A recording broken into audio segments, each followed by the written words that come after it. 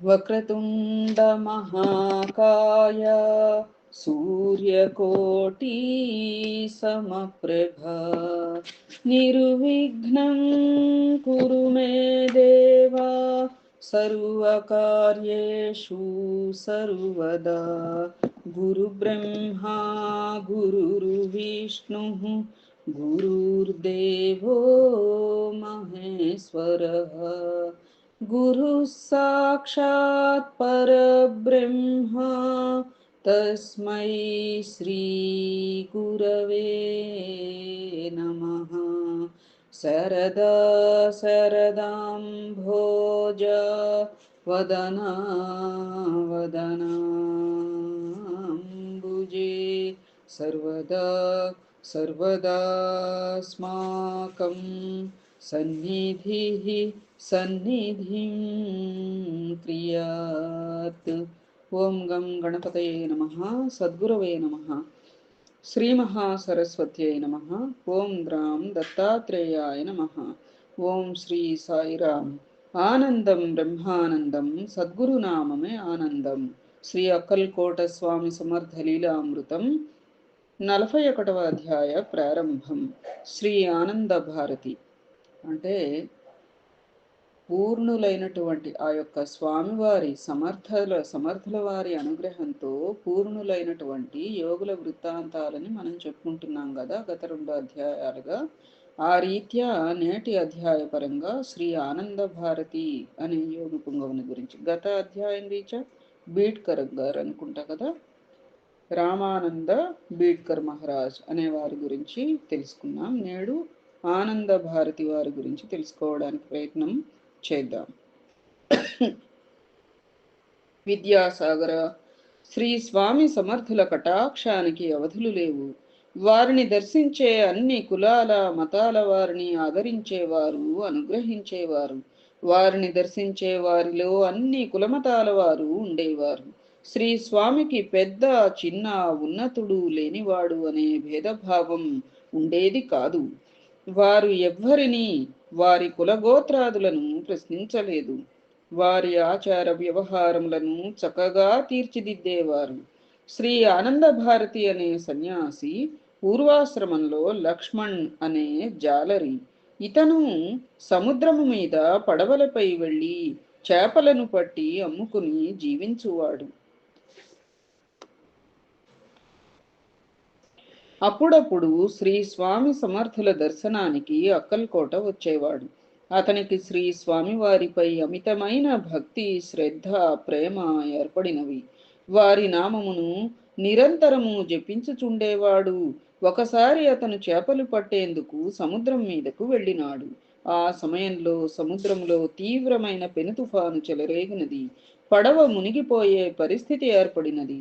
లక్ష్మణ్ భయపడి పడవ మునిగిపోకుండా కాపాడి రక్షించమని శ్రీ స్వామి సమర్థులను తలుచుకుని నిరంతర నామమును జపించసాగాడు. అప్పుడు అక్కల్కోటలో శ్రీ స్వామివారు రాజప్రాసాదములో భక్తులతో చదరంగం ఆడుచున్నారు. లక్ష్మణుని ఆర్తనాదం శ్రీ స్వామికి చేరినది. వెంటనే శ్రీ స్వామి, అయ్యో లక్ష్మణ్ నీటిలో మునిగిపోతున్నాడు అంటూ చేతులను క్రిందకు వంచి ఎవరినో పైకి లాగుతున్నట్లుగా అభినయం చేశారు. విచిత్రం, వారి చేతులు పూర్తిగా తడిసిపోయినాయి. వారి చేతి నుండి ఉప్పు నీరు బొట్టు బొట్టుగా కారినది. అక్కడున్న భక్తులందరికీ ఆశ్చర్యం కలిగినది. కానీ విషయం ఏమిటో ఎవ్వరికీ అర్థం కాలేదు. కొన్ని రోజులకు లక్ష్మణ్ అక్కల్కోటకు వచ్చి శ్రీ స్వామివారి పాదములపై పడి, సద్గురుమౌళి, దీనబంధో, ఆపద్బాంధవ, నా ప్రాణాలు కాపాడి నాకు పునర్జన్మనిచ్చారు. మీరు రక్షించకపోయినచో నేను ఆ సమయంలో సముద్రంలో మునిగి మరణించి ఉండేవాడిని. ఆ క్షణం నుండి ఈ శరీరం, ఈ ప్రాణం నాది కాదు, మీదే. దీనిని మీకు అర్పించుచున్నాను అనుచు ఇక సంసారంలో ఉండాలనే కోరికయే లేదు. నిరంతరం మీ పాదములను సేవించుకుంటాను, నన్ను అనుగ్రహించండి అంటూ భక్త్యావేశములతో పలికాడు. ఇలాంటి ఘట్టమే మనం సచరిత్రలో కూడా చెప్పుకున్నాం కదా అమ్మా. రష్యా జపాన్ యుద్ధంలో ఒకతని నౌక అలాగే మునిగిపోతూ ఉంటే అప్పుడు ఆ యొక్క సద్గురునికి అతని పొలికాక వినబడి వెంటనే అతను కూడా ఇలాగే ప్రార్థిస్తాడు. ఆ నౌక మునిగిపోతోంది అని భక్తుడు ప్రార్థిస్తే ఇక్కడ ఆ యొక్క సద్గురుని యొక్క దుస్తులన్నీ కూడా నీళ్లలో తడిసిపోయి ఇట్లా మడుగు కడుతుందన్నమాట షిరిడి మసీదులో. అప్పుడు ఇదేమిటా సడన్ గా ఇట్లా ఎలా ఇదయింది అని చెప్పి అందరూ ఆశ్చర్యపోతారు. కొంతమంది ఆ నీటి ఏమిటి అని చెప్పి ఆ బట్టల మించి వచ్చే నీటి చుక్క నాలుక మీద వేసుకుని చూస్తే ఉప్పగా ఉంటాయి. అంటే చూడండి, ఆ సముద్రంలో నుంచి అతనిని ఇట్లా ఇప్పుడు సమర్థుల వారు కనుక చేతులు ఇట్లా అందించి పైకి లాగినట్లు అభినయం చేయలే, అలా ఆ సద్గురును అక్కడ అతనిని కాపాడినాడనమాట. కానీ వాళ్ళు ఎక్కడికి వెళ్ళారు? ఉన్న చోటునే ఉన్నారు మహనీయులు. అది వాళ్ళ దివ్య శక్తి అలా భక్తులని రక్షిస్తుంది అని చెప్పి.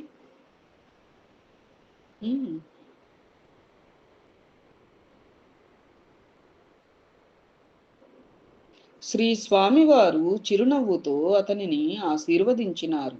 లక్ష్మణన్న మాటలను నిలబెట్టుకున్నాడు. అతడు శ్రీ స్వామి వద్దనే ఉండిపోయినాడు.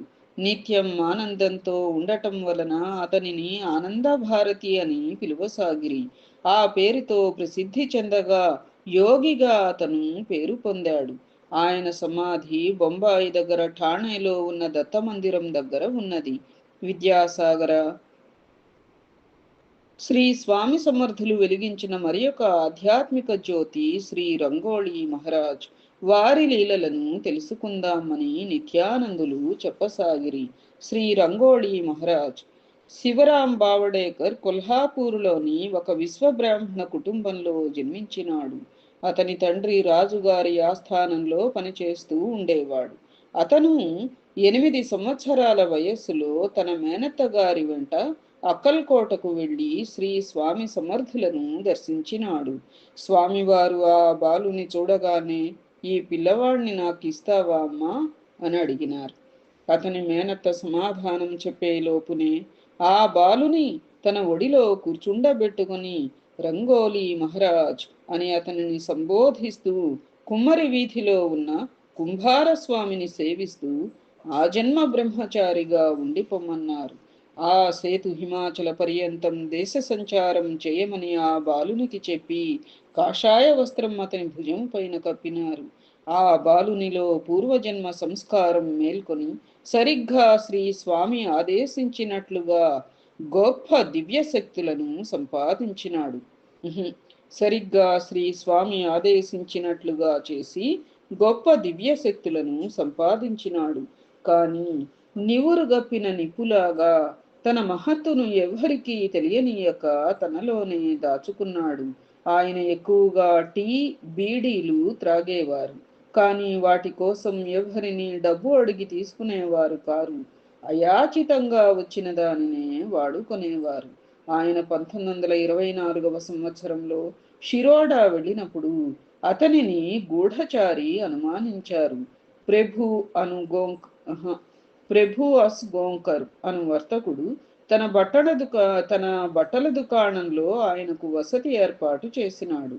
ఆయనకు బీడీ త్రాగాక దానిని ఆర్పకుండానే పారేసే వింత అలవాటు ఉండేది. ఆ బట్టల వర్తకుడు ఒకసారి ఆయనను బీడీ ఆర్పివేయమని గట్టిగా చెప్పాడు. దానికి శ్రీ రంగోలి మహారాజ్, రామా, ఆంజనేయుడు నిన్ను మంచి దెబ్బ కొడతాడు, నీ దుకాణం లేకుండా పోతుంది తెలుసుకో అని అతనితో అన్నారు. అలాగే 1 సంవత్సరంలో అతను వర్తకంలో బాహా దివాళా తీసి తన దుకాణం మూసివేయవలసిన స్థితికి వెళ్ళాడు. శ్రీ రంగోలి బాబాకు ముగ్గులు వేయడంలో మంచి ప్రావీణ్యం ఉన్నది. చక్కగా జీవకళ ఉట్టిపడేటట్లుగా ఈశ్వర భావం కనపడేటట్లు చాలా అందంగా వేసేవారు. ప్రజలు మంత్రముగ్ధులై చూస్తూ ఉండిపోయేవారు. శ్రీ స్వామి సమర్థుల అనుగ్రహంతో శ్రీ రంగోలి మహారాజ్ తన జీవితమును ధన్యతనందించుకున్నారు. విద్యాసాగర సద్గురుమూర్తి శ్రీ స్వామి సమర్థుల అనుగ్రహంతో పూర్ణ పురుషులైన వారు ఎందరో గలరు. ప్రత్యక్షంగా పరోక్షంగా వారు సాధారణ మానవులను, సాధకులను మహనీయులుగా తీర్చిదిద్దారు. మరి ఒకరి కథ తెలుసుకుందామని నిత్యానందుడు జయ జయ శ్రీ స్వామి సమర్థ అక్కల్కోట స్వామి జై అను జయ జయనాదములు చేసి ప్రారంభించినారు. శ్రీ సీతారాం మహారాజ్. విద్యాసాగర, సూర్య భగవానుని వలన చంద్రుడు, భూమి, అనేక నక్షత్రములు ప్రకాశించుచున్నవి గదా. అదే విధముగా శ్రీ స్వామి సమర్థులు కోటి సూర్య ప్రకాశం కలిగిన పరిపూర్ణ దత్తావతారులు కావుననే వీరి దివ్యమైన ఆధ్యాత్మిక జ్ఞాన ప్రకాశం వలన ఎందరో ప్రభావితులైనారు. సమస్యలతోనూ, అశాంతితోనూ, ఆధ్యాత్మిక అవరోధములతోనూ శ్రీ స్వామిని దర్శించిన సాధకులెందరికో ఉత్తమ స్థితి లభించినది. ఇంకెందరో నైతికముగాను, మతపరముగాను ప్రగతిని పొంది జీవితములను సార్థకం చేసుకొనిరి. అందరికీ ఒకే విధమైన ఆశీస్సులు శ్రీ స్వామివారు ఇచ్చినను వారిలోని లోపాలను సవరించుటయే వారి పని. శ్రీ స్వామిని దర్శించి వారి కృపకు పాత్రులైన శ్రీ సీతారాం మహారాజ్ అను వారిని గురించి తెలుపుతాను, శ్రద్ధాళుడవై వినుము అని శ్రీ నిత్యానందులు చెప్పసాగిరి. సతారాలో బాపూరావు వినాయక్ అను సుబేదారు కలరు. ఆయన కుమారుడు సీతారాం. చిన్న వయస్సునందే సీతారాంకు తల్లి మరణించినది. అతని తండ్రి పునర్వివాహం చేసుకున్నాడు. సవతి తల్లి సీతారాంను చాలా హింసలు పెట్టి కష్టతరమైన పనులు చెప్పేది. ఆ బాధలను తట్టుకొనలేక సీతారాం తన 12వ ఏట ఇల్లు వదిలి పారిపోయి అక్కల్కోట చేరినాడు. అక్కడ శ్రీ స్వామి సమర్థులను దర్శించి భక్తిభావంతో నమస్కరించాడు. శ్రీ స్వామి చిరునవ్వు నవ్వి ఆ బాలుని తలపై ప్రేమగా నివిరారు.